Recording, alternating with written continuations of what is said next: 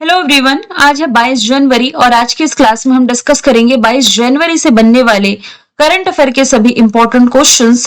Previous class में हमने देखा था कि अमेरिकी राष्ट्रपति डोनाल्ड ट्रंप ने ग्रीनलैंड पर कब्जे का विरोध करने पर अभी हाल ही में कुछ यूरोपियन कंट्री पर 10% टैरिफ लगाने का ऐलान किया है। ये कंट्रीज हैं Denmark, Norway, Sweden, France, Germany, UK, Netherlands और फिनलैंड। अभी हाल ही में बिहार में दुनिया का सबसे बड़ा शिवलिंग स्थापित किया गया है। अमेरिका के बाद जो इजराइल है, इसने जनवरी 2026 में यूनाइटेड नेशंस की कई एजेंसी और इंटरनेशनल ऑर्गेनाइजेशन से नाता खत्म करने का ऐलान किया है। दिल्ली में दूसरा ग्लोबल बौद्ध शिखर सम्मेलन आयोजित किया जाएगा। रिसेंटली आयोजित विजय हजारे ट्रॉफी जीती है विदर्भ ने। वर्ल्ड इकोनॉमिक फोरम की 56वीं बैठक आयोजित की गई दावोस, स्विट्जरलैंड में। योवेरी मुसेवेनी युगांडा के राष्ट्रपति बने हैं और अभी हाल ही में प्रसिद्ध राजा रानी संगीत महोत्सव भुवनेश्वर में आयोजित किया गया। भारत और यूएई ने 2032 तक $200 अरब द्विपक्षीय व्यापार को दोगुना करने का लक्ष्य रखा है।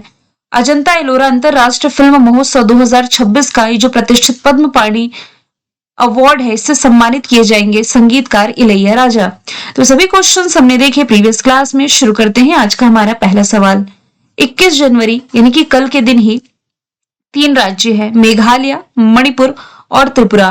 पूछा जा रहा है इन्होंने अपने किस क्रम का स्थापना दिवस मनाया है। तो अभी हाल ही में इन तीनों ही राज्यों का अभी हाल ही में 54वें नंबर का स्थापना दिवस मनाया गया है। तो देखिए, भारत के जो 3 प्रमुख उत्तर पूर्वी राज्य है, मणिपुर, त्रिपुरा और मेघालय, ये 21 जनवरी को अपना स्थापना दिवस मनाते हैं। इसके कुछ बैकग्राउंड की यदि बात की जाए तो देखिए, जो मणिपुर और त्रिपुरा राज्य है, ये स्वतंत्रता से पहले ही ये दोनों क्षेत्र रियासतें थी। अक्टूबर 1949 में इसे भारत में विलय किया गया। शुरुआत में इन्हें यूटीज यानी कि केंद्र शासित प्रदेश का दर्जा दिया गया था, लेकिन कल के दिन ही यानी कि 21 जनवरी 1972 में इन्हें पूर्ण राज्य का दर्जा दे दिया गया था। इसके अलावा यदि बात की जाए मेघालय की, तो मेघालय 1970 में असम के भीतर एक स्वायत्त राज्य बना और इसके बाद जो उत्तर पूर्व क्षेत्र का पुनर्गठन अधिनियम था जो 1971 का था, इसी के तहत इसे भी 1972 में स्वतंत्र राष्ट्र का दर्जा दे दिया गया। तो त्रिपुरा और मणिपुर, देखिए, मणिपुर की राजधानी इम्फाल, त्रिपुरा की राजधानी अगरतला, शिलोंग राजधानी हो जाएगी मेघालय की। अब एक एक फैक्ट हम डिस्कस कर लेते हैं। जैसे कि मणिपुर में अभी हाल ही में संगाई फेस्टिवल का आयोजन किया गया था, ये करंट का फैक्ट है। त्रिपुरा से आप क्या रिलेट कर सकते हैं? ऐसा राज्य है जो 3 तरफ से बांग्लादेश से घिरा हुआ है। और शिलोंग के बारे में यदि हम बात करें, जो मेघालय की कैपिटल है, यहाँ मुख्य रूप से ना चेरी ब्लॉसम फेस्टिवल का आयोजन है जो कि किया जाता है। अगला सवाल है, किस दिन हर साल राष्ट्रीय बालिका दिवस यानी कि नेशनल गर्ल चाइल्ड डे मनाया जाता है? तो जनवरी महीने की 24 तारीख को यानी कि परसों के दिन राष्ट्रीय बालिका दिवस मनाया जाएगा। और ये इसी दिन क्यों मनाया जाता है? 24 जनवरी का दिन ही क्यों चुना गया है? क्योंकि भारत के इतिहास में इंपॉर्टेंट डे है नारी शक्ति के लिए। क्योंकि इसी दिन 1966 में जो इंदिरा गांधी जी थी, ये देश की पहली महिला प्रधानमंत्री के रूप में शपथ ली थी। और इस दिन को याद रखने के लिए और बेटियों को सशक्त बनाने के लिए इस दिन को मनाए जाने की शुरुआत जो है 2008 में महिला बाल विकास मंत्रालय के द्वारा की गई थी। अब देखिए, इस बार की थीम अभी ऑफिशियल नहीं हुआ है, लेकिन इसका जो मुख्य फोकस है, ये भविष्य की बेटियां डिजिटल और सशक्त ऐसे रहने की उम्मीद है। 24 तारीख को एक बार और ऑफिशियल हो जाएगा तो और मैं बेहतर तरीके से आपको बता पाऊंगी। ठीक है, बाकी इतना जरूर याद रखें कि आपका नेशनल गर्ल चाइल्ड डे 24 जनवरी है, जबकि इंटरनेशनल गर्ल चाइल्ड डे पूछा जाता तो आंसर इसका होता 11 अक्टूबर का। तो दोनों में कंफ्यूज नहीं होइएगा। जनवरी महीने में जो इंपॉर्टेंट डेज हमने देखे हैं, 1 जनवरी को है ग्लोबल फैमिली डे, डीआरडीओ का स्थापना दिवस। वर्ल्ड ब्रेल डे है 4 जनवरी। 5 जनवरी है राष्ट्रीय पक्षी दिवस। 10 जनवरी है विश्व हिंदी दिवस। 12 जनवरी है नेशनल यूथ डे। 14 जनवरी है राष्ट्रीय वयोवृद्ध दिवस। 15 जनवरी है आर्मी डे। 16 जनवरी नेशनल स्टार्टअप डे। हाल ही में रिलीज किया गया है रिस्पॉन्सिबल नेशंस इंडेक्स 2026, जिसमें कि भारत को किस स्थान पर रखा गया है? तो अभी हाल ही में भारत को इस रैंकिंग में 16वां स्थान दिया गया। ऑप्शन डी इसका राइट आंसर है। अब ये रिस्पॉन्सिबल मतलब रिस्पॉन्सिबल व्यक्ति आप कहते हैं ना, जिम्मेदार व्यक्ति, यहां बात की जा रही है जिम्मेदार नेशंस की, यानी कि जिम्मेदार राष्ट्र की। 154 देशों में भारत को 16वें स्थान पर रखा गया है। अब ये जो रिस्पॉन्सिबल नेशंस इंडेक्स है, ये है क्या? एक वैश्विक ढांचा जिसे वर्ल्ड इंटेलेक्चुअल फाउंडेशन के द्वारा शुरू किया गया, इस बात का आकलन करने के लिए कि देश अपनी पावर का प्रयोग कितनी जिम्मेदारी से करते हैं और अपने नागरिकों के प्रति, पर्यावरण के प्रति और वैश्विक समुदाय के प्रति इसके क्या कर्तव्य हैं। इस हिसाब से रैंकिंग रिलीज की जाती है। 16वें स्थान पर भारत को रखा गया है। टॉप पर जिन कंट्रीज का स्थान है, वैसे टॉप 5 मैंने मेंशन कर दिए हैं। सिंगापुर हो गया, स्विट्जरलैंड, डेनमार्क, साइप्रस और स्वीडन का स्थान रहा है। अच्छा, यहां से आप रिलेट करेंगे ना, तो सिंगापुर ये 4 दिन का वर्क वीक लाने वाला एशिया का पहला देश है, यानी कि यहाँ हफ्ते में केवल 4 दिन ही काम करना पड़ेगा। स्विट्जरलैंड के फ्रेंडशिप दूत के रूप में नीरज चोपड़ा की नियुक्ति की गई थी। डेनमार्क करप्शन इंडेक्स में टॉप पर है, ऐसा देश जहां करप्शन सबसे कम है। इंडिया की रैंकिंग इसमें 96 है। साइप्रस का फिलहाल तो कोई करंट अफेयर का क्वेश्चन नहीं है। स्वीडन का एक फैक्ट रिलेट कर सकते हैं, नाटो में शामिल 32वीं मेंबर कंट्री है ये। वैसे नंबर ऑफ मेंबर कंट्री ये 32 ही है नाटो में, जिसमें भारत शामिल नहीं है। ये एक्स्ट्रा फैक्ट भी आज हमने देख लिए। अब कुछ रैंकिंग्स पर नजर डालते हैं। Recently Asia power index release किया गया है। टॉप पर अमेरिका, भारत तीसरे स्थान पर। हेनले पासपोर्ट इंडेक्स में टॉप पर सिंगापुर, इंडिया 80 है। नोमैड रिपोर्ट में टॉप पर स्पेन, इंडिया 38 है। ग्लोबल इनोवेशन इंडेक्स में इंडिया 38, टॉप पर Switzerland. Global life work balance में टॉप पर New Zealand, India 42। World competitiveness ranking में टॉप पर Switzerland, India 41। Gender gap report में टॉप पर आइसलैंड, इंडिया 131। शांति सूचकांक में टॉप पर आइसलैंड, इंडिया 115 है। सस्टेनेबल डेवलपमेंट गोल इंडेक्स में टॉप पर फिनलैंड, इंडिया 99 है। एनर्जी ट्रांजिशन इंडेक्स में टॉप पर स्वीडन, इंडिया 71 है। क्लाइमेट चेंज परफॉर्मेंस इंडेक्स में टॉप पर डेनमार्क, इंडिया 10th नंबर पर है। हैप्पीनेस रैंकिंग में टॉप पर फिनलैंड, इंडिया 118 है। वैश्विक आतंकवाद सूचकांक में टॉप पर बुर्किना फासो, इंडिया 14 है। प्रेस फ्रीडम इंडेक्स में टॉप पर नॉर्वे, इंडिया 151 है। करप्शन इंडेक्स में टॉप पर डेनमार्क, इंडिया 96 है। और हंगर इंडेक्स में इंडिया की रैंकिंग 102 रही है। सवाल नंबर 4 है, हाल ही में जो इंटरनेशनल मॉनेटरी फंड है IMF, इसने वित्त वर्ष 2025-26 के लिए भारत की जीडीपी ग्रोथ रेट का अनुमान बढ़ा करके कितना किया है। पहले IMF का कहना था कि भारत की ग्रोथ रेट 6.6 रहेगी, इसने अपने अनुमान को बढ़ा करके 7.3% कर दिया है। यदि बात की जाए इंटरनेशनल मॉनेटरी फंड की, इसका फॉर्मेशन ईयर हो जाएगा 1944। वॉशिंगटन DC में हेडक्वार्टर है। MD क्रिस्टीना जॉर्जिवा है और यहाँ के पहले उप निदेशक है जो कि डैन कार्ड्स बनाए गए हैं। अच्छा, इसी IMF के द्वारा एक महत्वपूर्ण रिपोर्ट रिलीज की जाती है जिसका नाम है वर्ल्ड इकोनॉमिक आउटलुक रिपोर्ट। तो एडिशनल तौर पर आप ये भी याद रखेंगे, वर्ल्ड बैंक ने जो भारत की ग्रोथ रेट फोरकास्ट की है 7.2% है। दोनों में कंफ्यूज नहीं हुएगा। सवाल 5वां है, हाल ही में जारी रिपोर्ट के अनुसार एशिया मैन्युफैक्चरिंग इंडेक्स 2026 में भारत की क्या रैंक है? तो भारत इसमें 6ठे स्थान पर रहा है। ऑप्शन 20 का राइट आंसर है।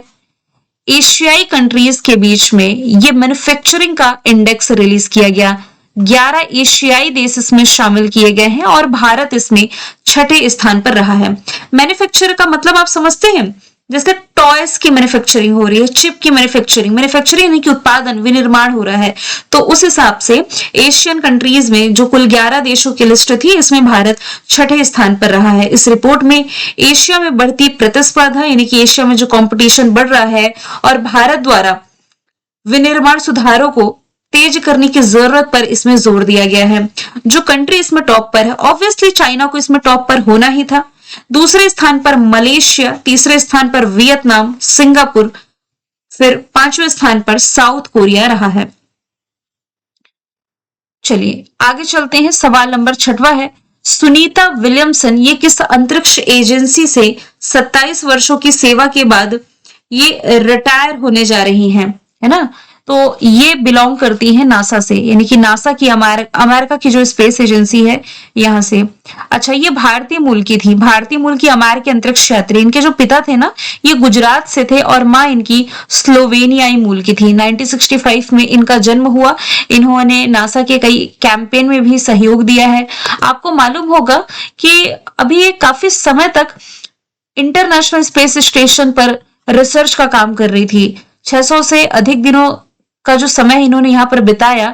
साथ ही कुछ समय पहले ही नासा के द्वारा इन्हें अंतरिक्ष से वापस लाने के लिए क्रू 9 मिशन भी लॉन्च किया गया था, जिसमें कि सुनीता विलियमसन और बुच विल्मोर दोनों ही अंतरिक्ष यात्री का नाम शामिल रहा है। नासा के बारे में यदि बात की जाए, वॉशिंगटन डीसी में हेडक्वार्टर है और 1958 फॉर्मेशन ईयर है। जेरेड इसाक मैन इसके नए अध्यक्ष बनाए गए। रिसेंटली अंतरिक्ष में क्लाउड 9 नाम का जो भूतिया गैलेक्सी है, ये खोजा है नासा ने। आईबीएम के साथ मिलकर के इसने सूर्या एआई मॉडल बनाया है। सौर तूफानों से पृथ्वी के चुंबकीय क्षेत्र को बचाने के लिए ट्रेसर्स मिशन लॉन्च किया। पंच मिशन ये नासा ने ही लॉन्च किया है, जो सूर्य के बाहर ही कोरोना और सोलर हवा यानी कि सोलर विंड का अध्ययन करने के लिए है। नासा ने चंद्रमा पर पानी का पता लगाने के लिए lunar trailblazer satellite launch किया। प्रेफायर मिशन ये भी नासा का है। इसरो के साथ मिलकर के इसने प्रोजेक्ट निसार शुरू किया। यूरेनस का जो 29वां उपग्रह है S2025U1 ये भी इसने खोजा है। इसरो ये है भारत की space agency. Polar satellite launching vehicle PSLV 62 के माध्यम से भेजा गया। इसका जो मिशन था अभी फेल हुआ, जो कि 2026 का पहला मिशन रहा था। चाइना नेशनल स्पेस एडमिनिस्ट्रेशन ये चाइना की स्पेस एजेंसी का नाम है। जैक्सा ये जापानीज स्पेस एजेंसी का नाम हो जाएगा। हालांकि भारत अपने नेक्स्ट मून मिशन के लिए जापान के साथ ही सहयोग किया है। हाल ही में भारतीय जनता पार्टी के 12वें नंबर के अध्यक्ष कौन बने हैं? दिए गए ऑप्शन में option number D Nitin Nabin जो है ये बीजेपी के 12वें नंबर के अध्यक्ष बन गए हैं। देश की राजधानी दिल्ली में स्थित जो भाजपा मुख्यालय है, यहाँ पर इन्होंने अध्यक्ष पद संभाल लिया है और पार्टी के 12वें अध्यक्ष बने। इस पद को संभालने वाले सबसे कम उम्र के नेता हैं ये। भारतीय जनता पार्टी की स्थापना 1980 में अटल बिहारी वाजपेयी और लाल कृष्ण आडवाणी जी के द्वारा की गई थी। दिल्ली में मुख्यालय है। तो नितिन नबीन के पहले जो बीजेपी के अध्यक्ष थे 11वें नंबर के, ये जेपी नड्डा थे। नितिन जयराम गडकरी जी की यदि बात की जाए तो ये सड़क मंत्रालय संभाल रहे हैं और इन्हें भी हाल ही में लोकमान्य तिलक अवार्ड से सम्मानित किया गया है। एक क्वेश्चन आपके स्पीकर से पूछा गया था, ओम प्रकाश बिरला जी किस नंबर के स्पीकर हैं? 17वीं लोकसभा के भी थे और अभी 18वीं चल रही, तो 18वीं लोकसभा के भी स्पीकर यही हो जाएंगे। नेक्स्ट है, चर्चे में रहा जो बिरसा 101 है किससे संबंधित है? ये क्वेश्चन ऑलरेडी मैं आपको सॉल्व करा चुकी हूँ, थोड़े दूसरे तरीके से मैंने ऐड किया है। तो ये जीन थेरेपी से संबंधित है। ऑप्शन सी राइट आंसर हो जाएगा। ये एक आधुनिक यानी कि मॉडर्न मेडिकल टेक्नोलॉजी है। ये सिकल सेल एनीमिया जैसी अनुवांशिक बीमारियों को ठीक करती है और ये जीन एडिटिंग तकनीक पर आधारित है।